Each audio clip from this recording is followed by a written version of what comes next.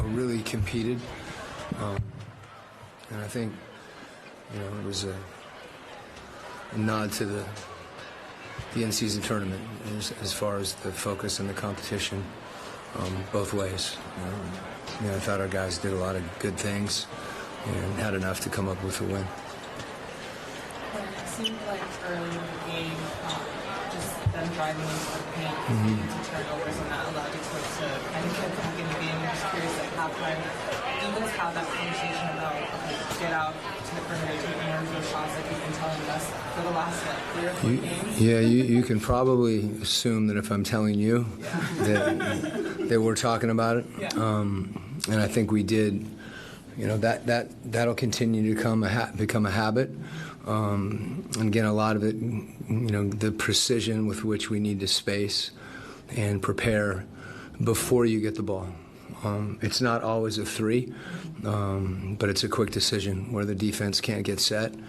And then, having your eyes out and the next person spacing so that if they do collapse, you're able to make a play.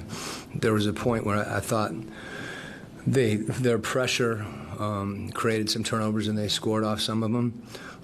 But I was really happy to see we settled in again and, executed through some of that pressure. Coach, you told us that a lot of players had to be ready to play today. Can you talk about how this was a total team win? Because everybody contributed at different points in the game. Yeah, I think our wins have, frankly, all been that. We've had 8 players in double figures one game. I think the key thing for us is, for it to be a team attack on both ends of the floor. We need 5 guys to defend, and we want to play offense with 5 guys too. And that's something that we continue to emphasize, and I think our guys have, throughout the entire season, it's something that they're embracing. And again, it takes time to develop habits, but there's definitely a will there, and we just got to keep working and keep trying to get better.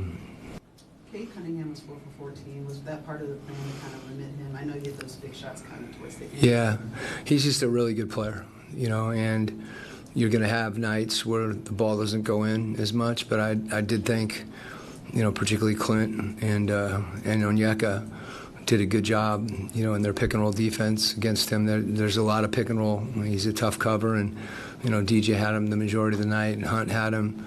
And, I thought we were better in transition defense other than, as I said, when they attacked on some of our mistakes, which that's going to happen.